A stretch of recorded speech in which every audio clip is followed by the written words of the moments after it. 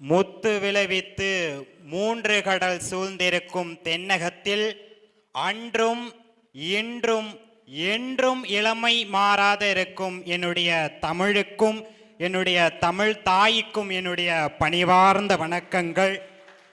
மற்றும் இவ்விழாவிற்கு வருகை புரிந்திருக்கின்ற சிறப்பு விருந்தினர் உயர் அதிகாரிகள் ஐயா அவர்களுக்கும் மற்றும் இந்த அரங்கம் முழுவதிலும் இருந்து பொங்கி ததும்புகின்ற சமூக ஆர்வலர்களே, உங்கள் அத்தனை பேருக்கும் என்னுடைய பணிவார்ந்த வணக்கங்களை தெரிவித்துக் கொண்டு என்னுடைய உரையை துவங்குகின்றேன்.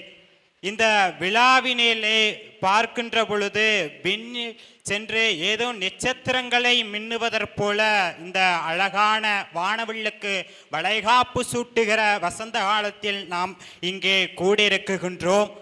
நான் பிறந்ததில் முதல் இருந்து இன்று வரை எனக்கு 18 வயதாகுகிறது.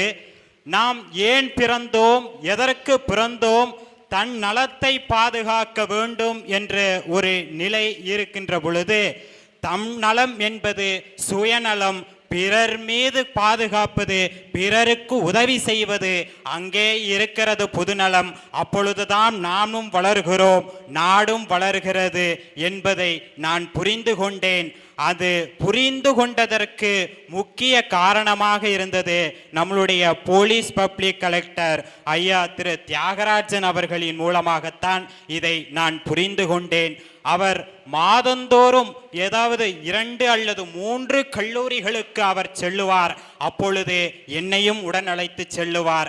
அந்த கல்லூரிகளுக்கு சென்று அந்த மாணவர்களுக்கு போதைப் பொருளை பற்றியான ஒரு விழிப்புணர்வை நாங்கள் ஏற்படுத்துவோம். அந்த போதைப் பொருளை பயன்படுத்துகிற பொழுது இன்றைய இளைய தலைமுறைகள் எப்படிப்பட்டவர்கள் என்பது உங்களுக்கு தெரியும்.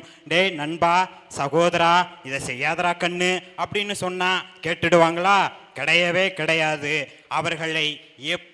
அவர்களை மனநிலையை மாற்றுவது என்பது, அதாவது நடனம் மூலமாகவும், அவர்களுக்கு ஒரு பாட்டின் மூலமாகவும், பதாகைகளின் மூலமாகவும், சமூக வலைதளங்கள் பக்கங்களின் மூலமாகவும், இப்படி அவர்களுக்கு எளிமையாக எப்படி கொண்டு சேர்ப்பது, அவர்களுக்கு புரிய வைப்பது, எப்படி அவர்களுக்கு சொன்னால் புரிந்து கொள்ளுவார்கள் என்று, சகோதரா வா என் பக்கத்தில் உட்காரு, ஏன் என் மடியிலே உட்கார வைத்து கூட அவர் பாடம் நடத்தியிருக்கிறார். அப்படிப்பட்ட ஒரு அன்பும் அக்கறையும் இந்த சமூகத்தின் மீது அவர் இந்த